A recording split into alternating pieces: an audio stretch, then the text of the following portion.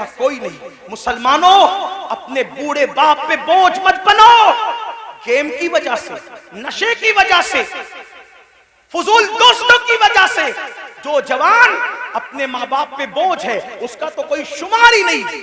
अगर नफली नमाजें भी तुम्हें अपने माँ बाप पे बोझ बना दे, इस्लाम उसको भी पसंद नहीं करता। मैं जिम्मेदारी से अर्ज करता हूं, हालांकि नमाज मेरा टॉपिक है, मैं जब भी किसी जगह गुफ्तगू करता हूं बगैर नमाज की फजीलत के मैं उन्वान मुकम्मल नहीं करता, मैंने अपने ऊपर लाजिम कर रखा है। लेकिन एक बात कहूं, फारूक आजम के दौर में एक जवान था जो रात दिन मस्जिद में पड़ा रहता था, वो फारूक आजम थे। फारूक आजम थे, किसी की रियायत कभी नहीं की। फारूक आजम ने देखा एक जवान है रात दिन मस्जिद में पड़ा रहता है, उसको पूछा तू रात दिन मस्जिद में पड़ा रहता है, तेरे घर का खर्चा कैसे चलता है, ये बता, तेरे घर के अखराजात कैसे निकलते हैं? तो उसने क्या कहा, हजरत मेरा एक भाई है और वो मेरी तरह मस्जिद में पड़ा नहीं रहता, अजान होती है मस्जिद में आता है, नमाज पढ़ के फौरन चला जाता है, और वो इतनी मेहनत करता है कि उसके घर का खर्चा भी वो चलाता है और मेरे घर का खर्चा भी वही चलाता है, हम दोनों का बोझ वो उठाता है। फारूक आजम ने कहा, कयामत के दिन तुझसे बेहतर दर्जे में जन्नत में तेरा भाई रखा जाएगा। क्यों? क्योंकि तू नफिल पढ़ के उस पे बोझ बना हुआ है और वो नफिल न पढ़ के तेरा बोझ उठाने वाला बना हुआ है। नफल इबादत से बेहतर किसी का बोझ उठाना है।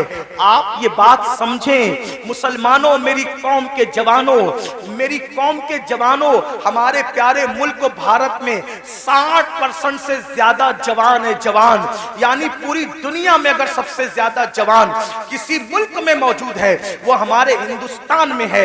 इसीलिए आप पूरे जलसे को काउंट कर लें, मेरी बात पे यकीन नहीं आता, आपको 90% जवान न नजर आए तो देख लेना, आप देखिए तो आप सब जवान हो, सब के सब जवान हो। और आपको बताऊं, ये जो उलमा की दाढ़ियां सफेद हो गई है, इनकी दाढ़ियां सफेद है मगर ये भी जवान है, क्योंकि मोहम्मद के गुलामों को बुढ़ापा आ नहीं सकता। तुम सब जवान हो। लोग क्या चाहते हैं, गौर से सुनो, ध्यान से, लोग क्या चाहते हैं? दो चीज, मुसलमानों को जाहिल करो और इनको गरीब करो। गरीब करो, जाहिल करो, फिर क्या होगा?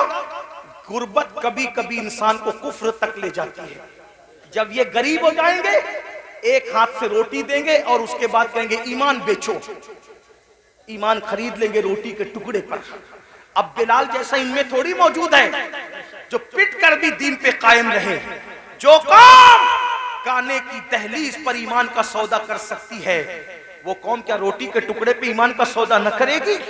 इसलिए मुसलमानों को गरीब बनाना चाहते हैं। और दूसरी चीज, जाहिल बना दो, अनपढ़ बना दो, इनको पढ़ने मत दो।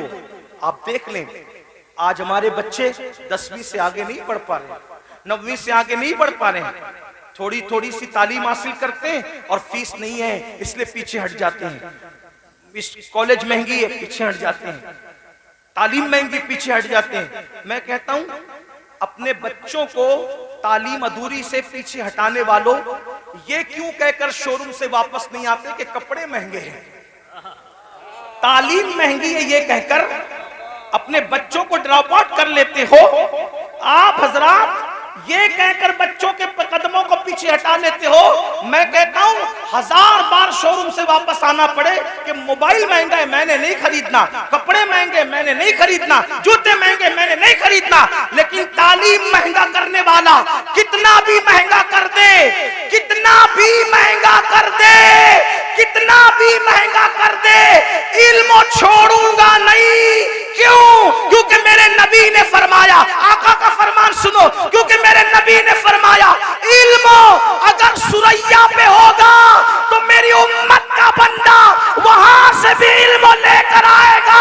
गोया के बताया जा रहा है, ऐ तालीम को महंगा करने वाले, जा महंगा करके देख ले, आसमान तक तो तू तालीम को नहीं ले जा सकता, और अगर ले जाएगा तो मोहम्मद रसूलुल्लाह के गुलामों में इतनी ताकत है कि वहां से भी हम जाकर के इल्म को ले आएंगे।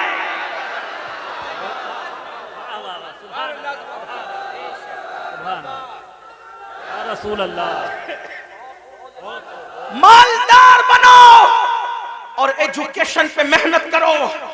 मैं तो लोगों को ये भी कह रहा हूं, लोग मुझे गाली देते, मुझे लोग जितना गाली देते मेरा वजन उतना बढ़ता है, क्योंकि मैं उन लोगों की परवाह, मुझे ये लगता है कि जन्नत मुझे अल्लाह से लेना है, गाली देने वालों से नहीं। मैं लोगों को ये भी कहता हूं, बड़े गुंबद और बड़े मीनार बनाने की बजाय बड़े इंसान बनाओ, क्योंकि कोई गुंबद अपने जैसा गुंबद नहीं बना सकता, कोई मीनार अपने जैसा मीनार नहीं बना सकता, लेकिन अगर एक अच्छा इंसान बना दोगे तो एक अच्छा इंसान अपने जैसे सैकड़ों अच्छे इंसान बना देगा।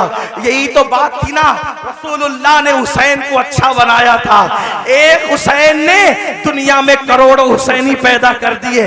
एक चिराग से कितने चिराग बने। सिद्दीक अकबर जैसा अच्छा इंसान बनाया, फारूक आजम जैसा अच्छा इंसान बनाया, उस्मान गनी जैसा अच्छा इंसान बनाया, मौला अली जैसा अच्छा इंसान बनाया, अशरे मुबश्शरा जैसा अच्छा इंसान बनाया। इन अच्छों ने, इन चंद अच्छों ने कितने अच्छे अच्छे पैदा कर दिए कि वो दीन के मुहाफिज हो गए। तो मेरी गुजारिश है, देखो एक ताजमहल बनाया शाहजहां ने, लेकिन वो ताजमहल बनने को सदियां बीत गई, उस ताजमहल ने दूसरा ताजमहल तैयार नहीं किया। लेकिन आपको बताऊं, आले रसूल अहमदी ने एक अहमद रजा पर नजर डाल करके अच्छा बनाया, तो उस अहमद रजा ने कितने अच्छे दिए। सदरुल शरिया जैसा अच्छा वहीं से मिलता है, शेरबे शैले सुन्नत जैसा वहीं से मिलता है, जफरुद्दीन बिहारी जैसा वहीं से मिलता है, अल्लाह मुहद्दिस आजम जैसा वहीं से मिलता है, मुफ्ती आजम जैसा वहीं से मिलता है, हुज्जतुल इस्लाम जैसा वहीं से मिलता है। तो पता क्या चला, अच्छे इंसान बनाने पे तवज्जो दो, इसलिए कि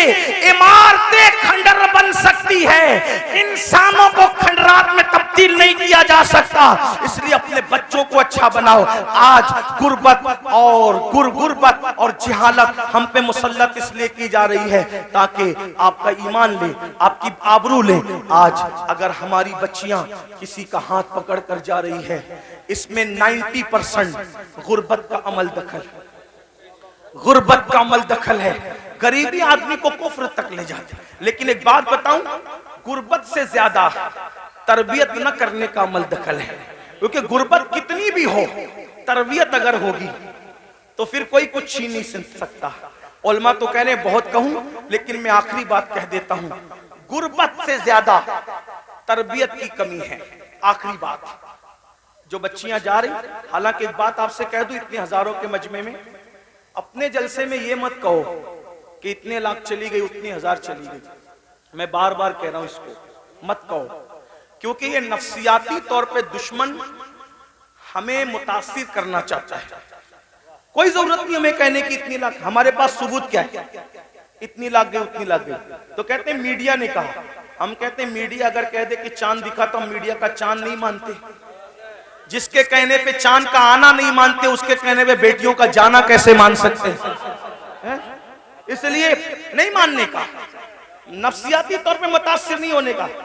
गई है, इनकार नहीं, चंद गई है, उंगलियों पे गिन लो कौन गई है, जिनकी तरबियत नहीं हुई।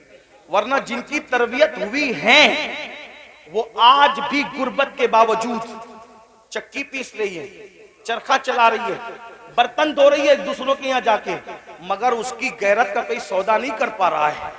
हाँ, दामन तवक्कुल की ये शान होती है, पेवन तो लगे होते, गुनाह के धब्बे नहीं होते।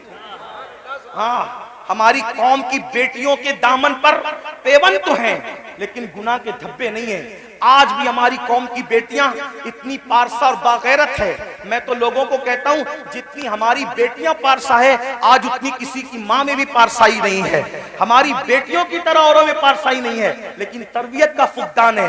जो बाप अपनी बेटी को बाजू में बिठा करके ज़िना का सीरियल देखे, जो बाप अपनी बेटी को बाजू में बिठाकर ज़िना का सीरियल देखे, उसकी बेटी भागेगी नहीं तो क्या होगा। जो भाई अपनी बहन के साथ गेम खेले, उसकी बहन और का हाथ में पकड़ेगी तो क्या होगा। तरबियत करो। कैसी तरबियत? सीरियल दिखाकर नहीं, फिल्में दिखाकर नहीं। अगर तरबियत करना है ऐसे करो जैसे सैयदा फातिमा ज़हरा की गई, जैसे खदीजतुल कुबरा ने जिंदगी गुजारी, जैसे अम्मा आयशा आसान जिंदगी गुजारी। जैसे इमाम हुसैन ने अपने घर वालों की तरबियत की। उस पर एक आखिरी बात सुनने सबकी तवज्जो चाहता हूँ, खास तौर पे बहनों की। तरबियत हो गुर्बत कुछ नहीं बिगाड़ती, तरबियत हो गुर्बत कुछ नहीं बिगाड़ती। आइए, उससे बड़ी गुर्बत किसकी होगी जो करबला में अहलुल बैत को थी, नबी के खानदान को थी। अल्लाह अकबर। आइए उस गुर्बत की हल्की सी अक्कासी करता हूँ। उस गुर्बत को देखना है, उस शामे गरीबा को देखो। अल्लाह अकबर। आए थे तो खैमे के अंदर नौजवानों की कसरत थी, खैमे गजगजा रहे थे नौजवानों से। अल्लाह अकबर। लेकिन जब जा रही है सैयदा ज़ैनब पाक करबला आई थी तो दर्जनों जवान थे घर में और खैमे गजगजा रहे थे कड़ियल जवानों की जवानी से। अली अकबर जैसा हम शबी रसूल शहजादा मौजूद है, हजरत कासिम जैसा शहजादा मौजूद है, हजरत अब्दुल्ला इब्ने अली, हजरत अब्बास काजी अब्बास अलमदार जैसा भाई मौजूद है, गरज के खानदान के कड़ियल जवान मौजूद है। लेकिन ज़ैनब सब कुछ लुटाकर करबला से जा रही है, किस शान से जा रही है। अल्लाह अकबर। सब शहीदों के सर काट लिए गए हैं, सब शहीदों के सर काट लिए गए हैं, सब शहीदों के सर काट लिए गए हैं, सर काट कर नेज़ों पे उठाए गए हैं और एक एक लाश पर 10 घोड़े मुतय्यन किए गए हैं। अल्लाह अकबर। वो सीना जिसको रसूलुल्लाह हाथ मलमल के सूंगा करते थे, वो सीना जिसको अपने सीने से लगा करके हुजूर अपनी जबान चुसाया करते थे और कभी मौला हुसैन की जबान चूसते थे। आज अल्लाह अकबर उस सीने पर से कपड़ा हटा करके, बल्कि उस सीने पर रखे हुए कपड़े निकाल करके इमाम अली मकाम के जिस्म और शहीदों के जिस्म से कपड़े भी निकाल लिए गए और कपड़े निकाल करके एक एक लाश को 10 घोड़ों से कुचल दिया गया। घोड़ों से लाशें कुचली, लाशें कट पिट गई। अल्लाह अकबर। ऐसे आलम में अल्लाह अल्लाह शहीदों की कटी पिटी लाश से जब 12 या 13 मुहर्रम को सैयदा ज़ैनब कुबरा निकलती है तो किस शान से निकलती है। मौर्रिखीन लिखते हैं सैदानियों के हाथों को रस्सियों से बांध दिया गया था और पैरों में बेड़ियां डाल दी गई थी। अल्लाह अकबर। इमाम अहले सुन्नत के छोटे भाई उस्ताज़े ज़मन के बकौल उनकी तहरीर की रोशनी में बीबियों के ज़ेवरात तक छीन लिए गए, कानों की बालियां तक छीन ली गई, हत्ता के दुपट्टे तक छीन लिए गए। जिनके घर में इजाजत के बगैर जिब्रील नहीं आते थे, आज उनके सरों के दुपट्टे भी छीन लिए गए हैं। अल्लाह अकबर। वो इमाम ज़ैनुल आबिदीन जो कई दिन से बीमार हैं, 3-4 दिन के भूखे प्यासे हैं, गले में तोक डाला गया है लोहे का, हाथों में हथकड़ियां हैं, पैरों में बेड़ियां हैं और ऊंटों की नकेल उस बीमार के हाथ में दी जाती है। ज़ैनुल आबिदीन उस नकेल को पकड़ के गिर जाते हैं, जब गिरते हैं तो पीठ में तमाचे मारे जाते हैं। सैयद नसीरुद्दीन नसीर गोलड़वी कहते हैं, आखिर नसीर अदावत के भी कुछ न कुछ आदाब होते हैं, नसीर अदावत के भी कुछ न कुछ आदाब होते हैं। किसी बीमार को जंजीर पहनाई नहीं जाती, किसी बीमार को जंजीर पहनाई नहीं जाती। तमाचे मार लो, खैमे जला लो, कैद में रख लो, तमाचे मार लो, खैमे जला लो, कैद में रख लो। अली के गुल रुखों से बूए ज़हराई नहीं जाती, अली के गुल रुखों से बूए ज़हराई नहीं जाती। सोचो, गौर करो, ये करबला है, इस खानदान पे कितना जुल्म हुआ है, कितना मजलूम है ये खानदान। जब कटी पिटी लाशों से ये सैदानियों का अल्लाह अकबर लुटा पिटा काफिला जब जाने लगा तो सैयदा ज़ैनब ने कहा, नाना जान आप पर अल्लाह की और फरिश्तों की दुरूदें हो। उस हुसैन को देखो जिसके लिए आप सजदे तवील करते थे, जिसके लिए आप सीने पे चढ़ाते थे, जिसे कंधों पे उठाते थे, आज उसकी कटी पिटी लाश को कफन तक मयस्सर नहीं है, उस पे खाक उड़ रही है। जब आपने रोया आपके रोने को देखकर अपना बेगाना सब रो पड़े।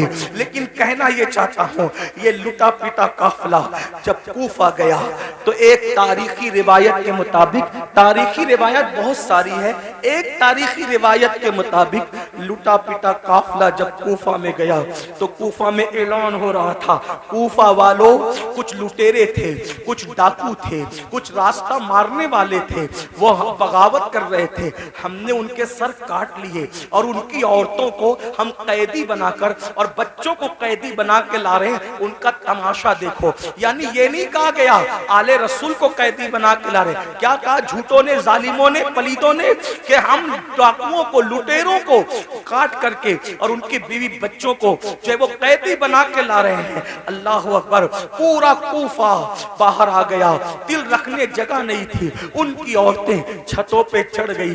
जब छत पे चढ़ी, कितने दिन हो गए, मेरी अपनी छोटी सी मालूमात के मुताबिक करबला वालों को भूख और प्यास से कम 6 दिन से ज्यादा हो गए थे, ज्यादा से ज्यादा 15 भी कर लें, 12 कर लें, जो आपको तहकीक करना हो करें, मैं कोई मुहक्किक नहीं, सिर्फ नसीहत की बात कर रहा हूं। कम से कम 6 दिन हो गए थे भूखे प्यासे होने में।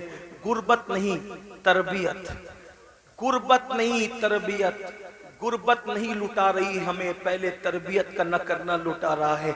जब ये काफिला जिसमें बीबियों की चादरें छीनी गई, बीबियों को रस्सी से बांध करके नंगी पीठ पर बिठाया गया और कहा गया कि बागियों की औलादों को और बीबियों को कैदी बना के ला रहे हैं, तो कूफा की औरतें छत पे चढ़ गई थी। सैयदा ज़ैनब ने कहा, ऐ नबी की बेटियों, ऐ नबी की बहुओं, ऐ नबी की नवासियों, तुम दुपट्टे से अपना मुंह ढकती थी, अब तुम्हारे पास दुपट्टे नहीं है तो अल्लाह ने तुम्हें बड़े बाल इसलिए दिया है कि अपने बड़े बालों को अपने मुंह पे डाल लो और अपने बड़े बालों से पर्दा करो। मेरी बहनें अगर मौजूद है, ऐ इमाम हुसैन के नाम पर सब कुछ लुटाने वाली मेरी बहन, वहां दुपट्टे नहीं है तो चेहरे के बालों से मुंह ढका जा रहा है, तेरे पास तो हजारों का दुपट्टा है, फिर भी तू मुंह खोल करके वलीमा में जाती है, इमाम हुसैन की रूह पे क्या गुजरती होगी, फिर तू मुंह खोल करके बाजारों में घूमती है, हुसैन पाक के नाना के दिल पर क्या गुजरती होगी। नादान मेरी बहन,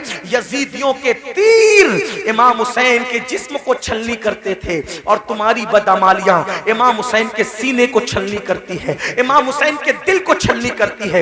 यजीदी न बनो, सच्चे हुसैनी बनो। बहरहाल चेहरे पे बाल डाल लिए गए। कूफा की औरतें ने जब देखा, औरतों ने, छोटे छोटे बच्चे हैं, छोटे छोटे बच्चे हैं, औरतें हैं, तो उन्होंने रोटियां और खजूरें फेंकना शुरू की। सदका सदका सदका।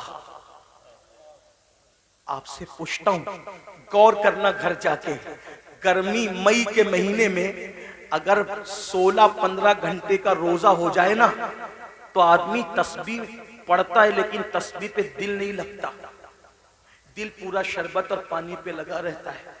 और सच्ची बात यह है, जब अजान होती है तो आदमी ये भी नहीं देखता मेरी अम्मी ने रोजा खोला कि नहीं, मेरे अब्बा ने खोला कि नहीं, बीवी ने खोला कि नहीं, बच्चे ने पानी पिया कि नहीं, सीधा गिलास में हाथ डालता पहले शरबत और पानी पीता है। 16 घंटे की भूख और प्यास सबको भुला देती है। ये हुसैन पाक के घर की तरबियत थी। 6 दिन से ज्यादा की भूखी प्यासी सकीना, शहजादी सकीना, जिसकी उम्र सिर्फ 7 साल की थी, जब रोटी आई सदका, तो फूफी की तरफ देख के कहती है, फूफी अम्मी हम तो आले रसूल है ना, हम पर तो सदका हराम है ना, तो क्या इतने दिन भूखे प्यासे रहने से सदका हलाल हो जाता है? इतने दिन भूखे प्यासे रहने से क्या सदका हलाल हो जाता है? तब सैयदा ज़ैनब ने गजबनाक होके कहा, ओ कूफा वालों, हम आले रसूल है, हम सदका खाने वाले लोग नहीं है। और अपनी भतीजी को कहा, मेरी बेटी हम सदका खाने वाले लोग नहीं, सदका न खाना। आपसे पूछना चाहता हूं, वो सदका, तवज्जो कर, वो सदका जो सिर्फ आले रसूल पे हराम है, तवज्जो, वो सदका जो सिर्फ आले रसूल पे हराम है, इतने दिन की भूख और प्यास के बाद जब उन लोगों ने वो हराम सदका नहीं खाया, तो वो सूद जो सूअर की तरह हराम है, वो सूद जो सूअर की तरह हराम है, वो शराब और नशा जो सूअर की तरह हराम है। वो लोग तैयब और ताहिर रोटियां सदके के नाम पे आए तो नहीं खाते, और तुम कैसे हुसैनी हो कि जो शराब सूद सूअर की तरह हराम है तुम उसको खा करके हुसैनी बनना चाहते हो। घर जा करके सोचो कि क्या कह रहे हो और क्या बन गए हो। अल्लाह हमें ये शऊर अता फरमाए, बदलने की तौफीक अता फरमाए, अपने आप को तब्दील करने की तौफीक अता फरमाए। और गुफ्तगू के दरमियान अगर कोई गलती हो तो अल्लाह माफ फरमाए। अस्तगफिरुल्लाह रब्बी इन्ना रब्बी लगफूरुर रहीम वमा अलैना इल्लल बलाग। अस्सलामु अलैकुम व रहमतुल्लाहि व बरकातुहू।